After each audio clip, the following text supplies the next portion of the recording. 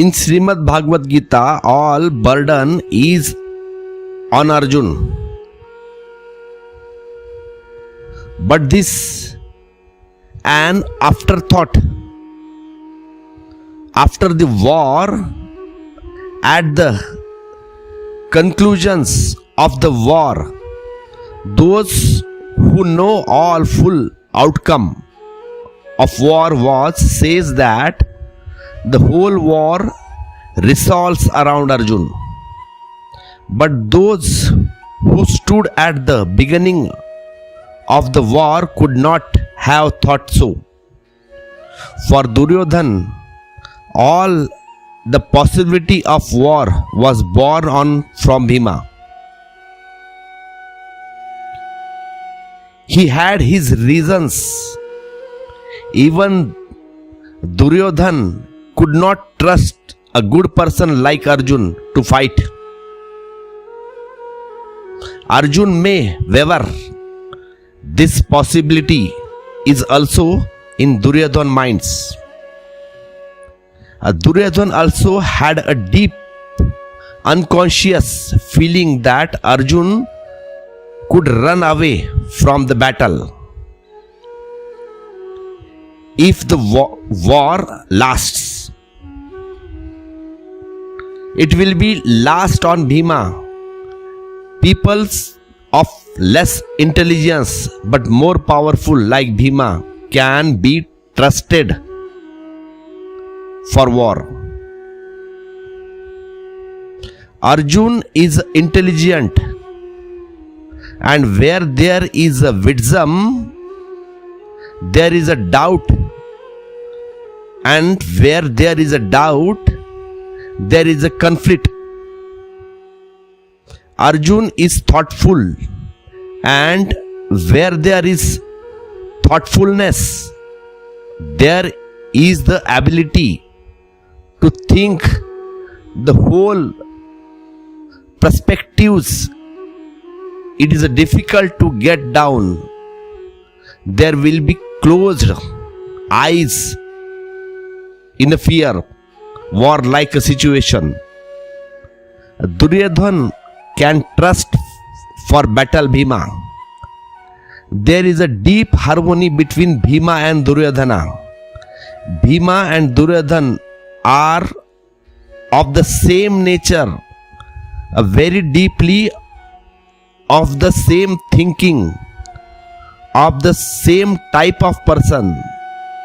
Therefore, if Duryodhana says that Bhima is the center on the other side, then he did not see a wrong, he saw a right. And Geeta also proves later that Arjun has run away. Arjun appears to be an escape. He appears to be an escape. Such is the possibility of a person like Arjun. This war has become heavy for Arjun. Going to war became possible for Arjun only by transforming himself. Arjun could not agree to war only after reaching a new level. As was Bhima, he was ready for battle. On the same plan, fighting is as easy for Bhima as it is for Duryodhana's. That's why Duryodhana sees Bhima in the center. So it is not accidental, but this is just the beginning of the war. Duryodhana does not know what will be the result of the war, what will be the end. We know it. And remember, often life does not end the way its beings. Often the end is always undecided. The end is also invisible. Often what we thinking about does not happen. Often what we assume is not case. Life is unknown journey. That's why what is thought is in initial moments of life. In the initial moments of any events, does not know becomes the final results. And we can try to create our destiny. We can try to create our destiny, but we cannot be desire of our destiny. The result is something else. Duryodhana's idea was that Bhima could remain at the center, and if Bhima had stayed at the center, then the Prifa, what Duryodhana says that will be a victorious could not happen, but Duryodhana's vision did not prove correct, and the random elements came in between. That too is worth considering. There was no thought of Krishna that if Arjun starts running away, then Krishna can make him fight. Not all us even care. When we walk in life, something will happen in between from unknown divine. We will never think about it. Whatever can calculate it, it is of the seen. Even the invisible will interpenetrated in the mind. The invisible will also descend in the middle. We don't even have any ideas about it. The invisible has descended in the form of Krishna, and the whole story has changed. What would have happened did not happen, and what seemed unlikely to happen has happened. And when the unknown descended, it can be predicted. It can be predicted. So when Krishna pushed the feeling Arjun into the battle, the unknown who reads this story for the first time cannot help but shocked. He gets shocked.